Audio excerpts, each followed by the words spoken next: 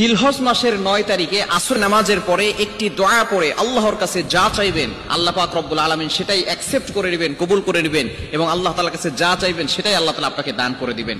মনে রাখবেন, দিনের ভিতরে সর্বশ্রেষ্ঠ দিন হচ্ছে এই জিলহজ মাসের 9 তারিখ অর্থাৎ আরাফার দিন। ইয়াউমে আরাফা, আরাফার দিন হচ্ছে সবচেয়ে দামি দিন। রাতের ভিতরে সর্বশ্রেষ্ঠ রাত হচ্ছে লাইলাতুল কদর, তবে দিনের ভিতরে সর্বশ্রেষ্ঠ দিন হচ্ছে আরাফার দিন। এখন বিশেষ করে আমাদের বাংলাদেশ ভিতরে একটা দ্বন্দ্ব হয়ে গেছে, আরাফার দিনটা আসলে কবে।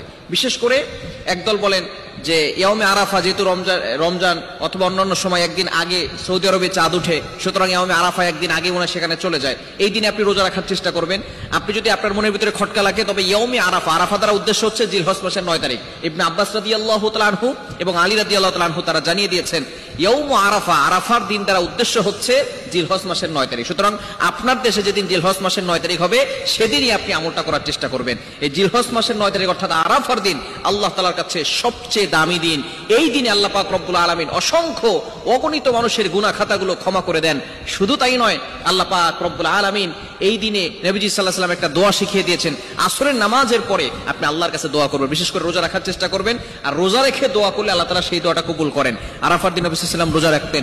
যদি কারো মনের ভিতরে খটকা লাগে কোন দিনে রোজা রাখবেন, আপনি ইয়াউমে আরাফা অর্থাৎ যেদিনে সৌদি আরবে আরাফার দিন হয় সেদিনও রোজা রাখবেন এবং তারপরের দিন 9 জিলহজ বাংলাদেশে সেদিনও রোজা রাখবেন এবং দুইও দিন আপনি আমল করার চেষ্টা করবেন। আসরের নামাজের পরে একটি দোয়া পড়বেন, লা ইলাহা ইল্লাল্লাহু ওয়াহদাহু লা শারীকা লাহু লাহুল মুলকু ওয়া লাহুল হামদু ওয়া হুয়া আলা কুল্লি শাইইন কাদির। খুবই চমৎকার একটি দোয়া। এখানে আল্লাহ তাআলার বরত্বের কথা আছে, আল্লাহ তাআলার প্রশংসা করা আছে।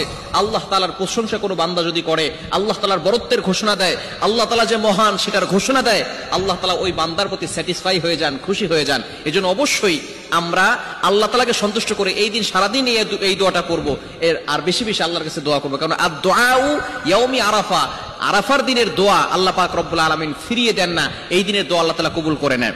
আসরের নামাজের পরে এই দোয়াটা বেশি বেশি পড়বেন, লা ইলাহা ইল্লাল্লাহু ওয়াহদাহু লা শারীকা লাহু লাহুল মুলকু ওয়া লাহুল হামদু ওয়া হুয়া আলা কুল্লি শাইইন কাদির।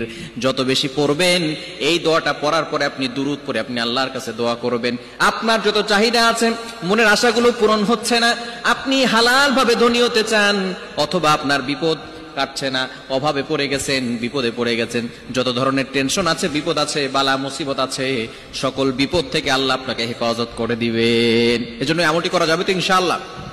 বিশেষ করে আরাফার দিনে আমরা আল্লাহর কাছে দোয়া করব, রোজা রাখার চেষ্টা করব এবং বিশেষ করে ডোনেশন করার চেষ্টা করব, দান করব। কারণ দান করলে আল্লাহ তাআলা ওই বান্দার প্রতি খুশি হয়ে যান।